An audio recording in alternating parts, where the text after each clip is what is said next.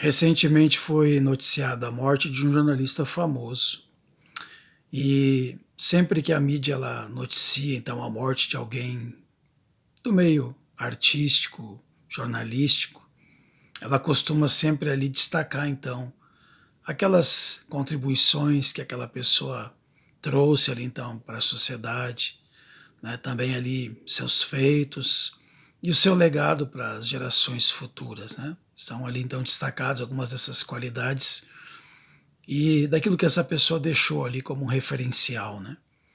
Mas quando a gente fala da palavra de Deus, não tem como a gente não pensar na morte à luz da eternidade. E como isso influencia de alguma forma a nossa existência. Eu, particularmente, sempre que penso na morte, quando ouço falar, né, sobre a morte de alguém, na minha mente sempre vem uma pergunta: salvo ou perdido? Quando nós lemos Apocalipse 14, verso 23, ali diz assim: então ouvi uma voz do céu dizendo: escreve, bem-aventurados os mortos que desde agora morrem no Senhor. Sim, diz o Espírito, para que descansem das suas fadigas, pois as suas obras os acompanham. O texto aqui diz bem-aventurados. A palavra bem-aventurado quer dizer feliz. Então, felizes os que descansam no Senhor. Pode parecer uma frase estranha, como alguém pode estar feliz em morrer? Mas nós precisamos entender que aqui é Deus quem está dizendo, que feliz é aquele que descansa nele. Por que isso? Porque para Deus o problema não é a morte, mas como nós nos encontramos quando morremos.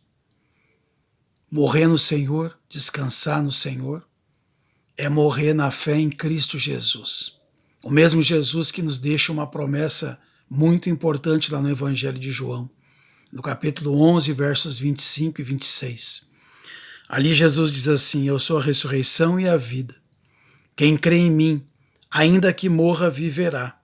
E todo o que vive e crê em mim, não morrerá eternamente. Crê isto? É Jesus quem nos dá essa garantia, a garantia da ressurreição, a garantia da vitória sobre a morte. Mas para isso eu preciso crer, por isso que ele pergunta: você crê nisso? Onde está alicerçada a sua fé?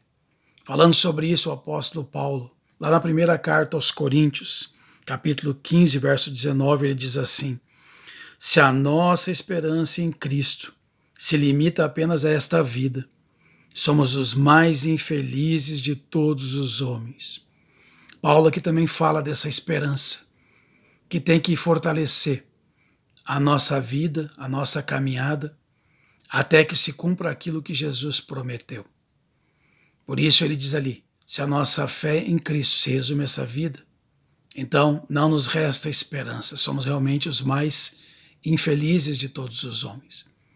Mas como lemos, é o próprio Jesus quem nos promete e quem é a garantia da ressurreição. Só que enquanto estamos aqui, nossas vidas estão sendo conduzidas e escolhas estão sendo feitas a cada momento. Deus ele fez a sua parte por meio de Jesus, garantindo a nós então a vitória sobre a morte, nos dando esperança, porque o Evangelho é essa garantia. São as boas novas de salvação, de vitória sobre a morte. Mas se Deus fez sua parte, cabe a nós agora também fazer a nossa. Escolher entre o certo e o errado. Escolher entre a salvação ou a perdição. Nós não temos o amanhã, nós só temos o hoje. E por isso vale a reflexão. Por isso é importante que nós realmente pensemos como têm sido nossas escolhas. Talvez foi por isso que o sábio Salomão, escrevendo lá em Eclesiastes, no capítulo 7, verso 2, ele diz assim: melhor é ir à casa onde há luto do que ir à casa onde há banquete, pois naquela se vê o fim de todos os homens e os vivos que o tomem em consideração.